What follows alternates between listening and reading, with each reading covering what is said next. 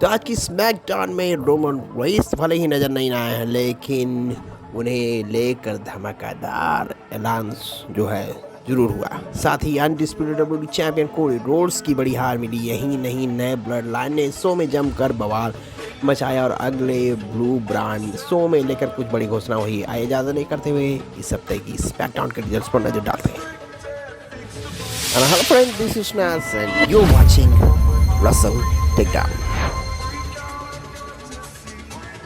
तो आज की स्मैकडाउन की शुरुआत होती है पॉल हेमन के सेगमेंट से। पॉल हेमन ने प्रोमो देते हुए रोमन रेंस को एकमात्र ट्राइबल चीफ बताया है। इनके बाद जो है हेमन ने कहा कि वो रोमन को ऑर्डर के अनुसार अगले कदम का खुलासा करने वाले हैं। पॉल ने आगे यह भी कहा कि वो इस बारे में undisputed WWE champion Cody roads को भी बताना चाहते हैं। और उन्हें रिंग में बुलाया। रेंस ने वाइज मैन ने कोडी को रिंग में आने के बाद उनकी तारीफ की और कहा कि ट्राइबल चीफ के मन में रोड्स के प्रति काफ़ी इज्जत है। इसके बाद दिग्गज ने रोमन रेंस के इरादे जाहिर किए, कहा कि वो उला फला हासिल करने के बाद अब अपनी टाइटल वापस चाहते हैं। पॉल हेमन ने रोमन रेंस को मेंस रॉयल रंबल में एंट्री का ऐलान करते हुए यह भी कहा कि वो जीतने के बाद कोडी रोड्स के खिलाफ रेसलमेनिया 41 में जो मैच लड़ेंगे। जल्द ही केविन ओवेंस ने क्राउड में आकर बोलना शुरू कर दिया और उन्हें द रॉक पॉल हेमन के साथ अच्छा व्यवहार करने और रोमन रेंस की मदद करने के लिए कोडी को तंग कसा। इसके बाद है रोड्स क्राउड के जाकर केविन से ब्रॉल करने लगे। वही जेकब फाटू टमाटोंगा रिंग में पॉल हेमन पर हमला करने के बाद इरादे से आ गए, लेकिन जिमी उसो ने आकर हिल स्टार पर अटैक कर दिया। हालांकि जिमी नंबर्स गेम के आगे टिक नहीं पाए, लेकिन जेकब फाटू के साथ रेफरी को भी अगले हमले का शिकार करना पड़ा। जिसके बाद जो कोडी रोड्स आकर हिल स्टार पर अटैक करके रिंग से बाहर कर दिया।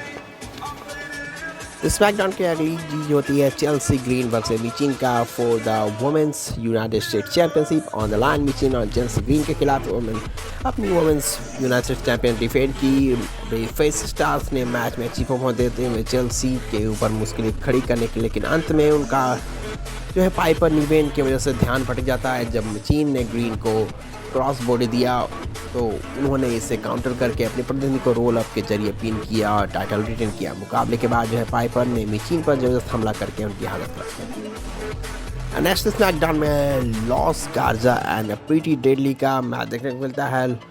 इस मुकाबले में दोनों टीम ने बीच अच्छी फाइट देखने को मिली, दोनों ही बाहरी मदद मिली। अंत में जस्ट सैंतोस एस्कोबार ने दखल देकर प्रीटी डेडली को एंटरफ्रीज के बड़ा मूव से रोका। उसके बाद जो है लॉस गार्जा ने प्रिंस को डबल टी मूव देते हुए पिन किया और मैच में जीत हासिल की। नेक्स्ट मैच की बात करते हैं LA Knight versus Shinsuke Nakamura for the WWE United state championship for the man. LA Knight ने शिंसुके नाकामुरा के खिलाफ जब अपनी चैंपियनशिप डिफेंड की। नाइट और नाकामुरा के भी बेहतरीन परफॉर्मेंस देखने को मिला। धमाकेदार मैच यहाँ पे लगा। जब अंत में मैच जीतने के करीब थे, यहाँ पे एले नाइट का फिनिशर दे दिया था। उसी तरह समय जो है जेकब फाटू और टमाटोंगा ने आकर उन पर अटैक कर दिया। इस वजह से मुकाबले को डिस्क्वालिफिकेशन के जरिए अंत किया। थोड़ी देर बाद जो है कोडी रोड्स और जिमी उसो ने आकर नाइट को ब्लड लाइन के मेंबर से हमले से बचाया। कोडी ने ब्रॉल में अंत में निकल डिस्को उनका और जिमी जेकब फाटू और टमाटोंगा का मैच बुक करने को।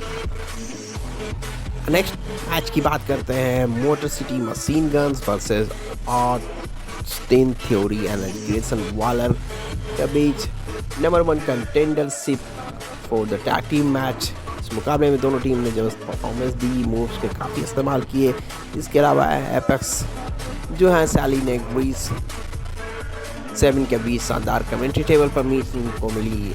अंत में मोटर सिटी गन्स ने थ्योरी और ऑस्टिन को डबल टीम मूव देते हुए बड़ी जीत हासिल की। और नेक्स्ट वीक हमें मोटर सिटी मशीन गन का सामना देखने को मिलेगा जो है लॉस गार्जा के साथ।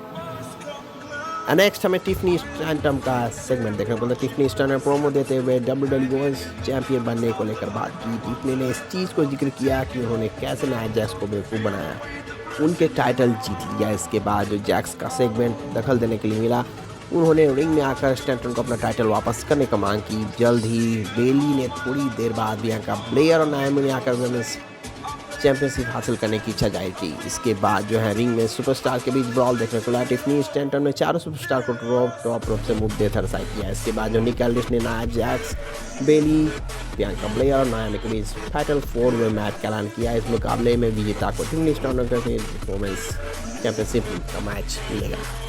और इसी के साथ नाया जैक्स, बेली, बियांका ब्लेयर और नायामी के बीच जबरदस्त यह फाइनल 4 में मुकाबला देखने को मिला।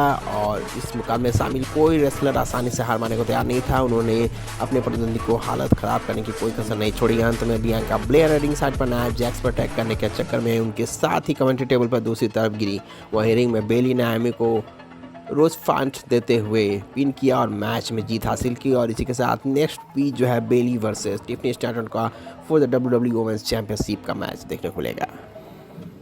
The time for the main event of tonight, Jacob Fatu and Tama Tonga versus Cody Rhodes and Jimmy Uso का जबरदस्त टैग टीम मैच हमें देखने को मिला। यह बेहतरीन मैच साबित हुआ। दोनों टीम ने एक दूसरे को कांटे के टक्कर दी। इस वक्त कोडी जिमी उस मुकाबले में पूरी तरह से कंट्रोल हासिल कर लिया था। ऐसा लगा कि मैच में जीत जाएंगे। हालांकि केनोस ने आकर रोड्स को ध्यान अपनी तरफ आकर्षित किया।